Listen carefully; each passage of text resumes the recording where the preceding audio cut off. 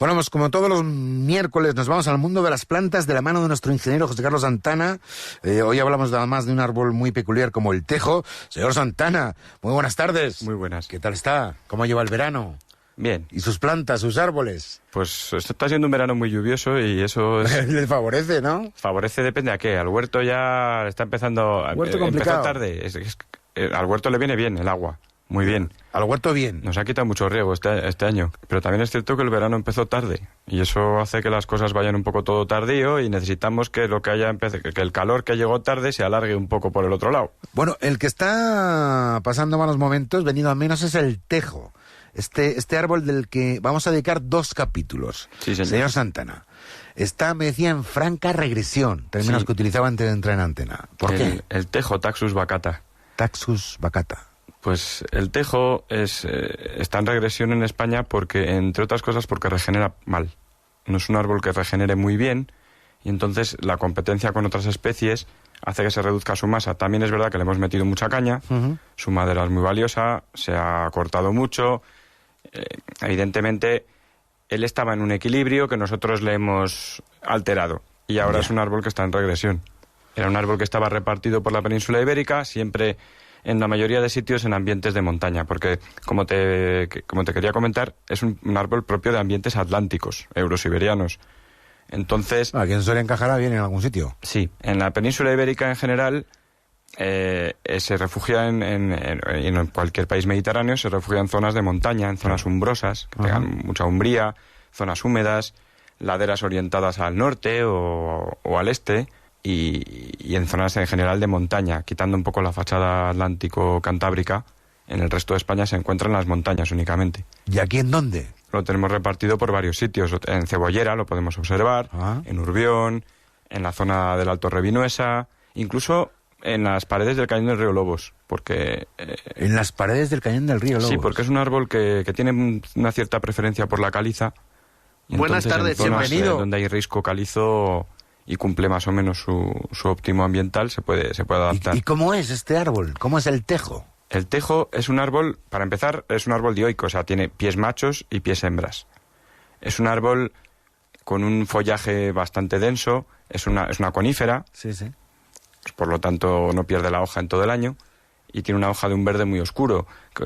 Es una especie de peine. Es una especie de peine, la hoja que tiene... ya caigo yo con qué árbol es el tejo. Dentro de mi ignorancia absoluta sobre el mundo de las plantas. Ya caigo yo. Efectivamente, una hoja en forma de peine. De peine y luego tiene da una especie de fruto, que no es tal, sino que es más bien una envuelta carnosa de la semilla, de color rojo. Y eso es importante porque esa envuelta carnosa de color rojo es lo único no venenoso de este árbol. Anda. Sí.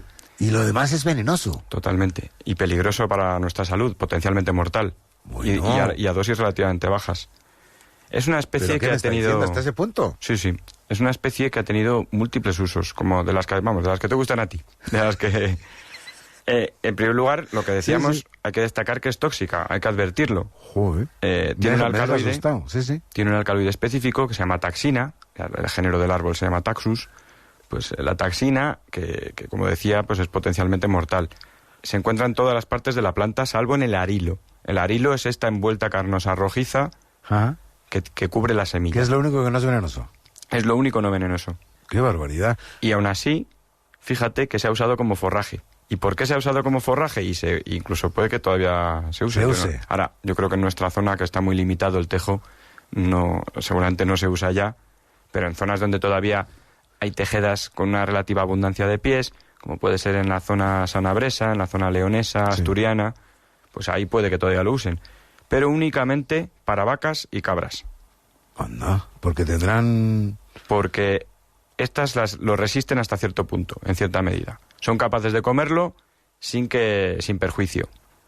¿No les provoca ningún tipo de síntomas? Aún así no es muy recomendable, porque todo en abundancia y una sustancia, un alcaloide tan tóxico como este, no conviene. Pero saber que las vacas y las cabras lo pueden consumir. Lo pueden tolerar. Hasta cierto punto, que no es tampoco lo más aconsejable. El resto no, incluidos los humanos. Los caballos y las ovejas caen redondos. Qué sorpresa, la verdad es que cada vez nos enseña una cosa nueva. En este caso con el tejo, este árbol venido a menos. Y aún así ha tenido ya te digo, que es uso venenoso, como forrajero. Qué fuerte, qué fuerte. ¿Le parece que sigamos hablando del tejo el próximo miércoles, don Juan José Carlos? Me parece muy bien. Tenemos cosas muy interesantes que contar todavía por delante. Y muchos miércoles, muchos días por delante. Sí, Muchísimas gracias por estar aquí un miércoles más. Nada, aquí en la sintonía de la cadena SER, hablando de nuestras plantas y nuestros árboles, con José Carlos Santana. Un abrazo, compañero. Un abrazo.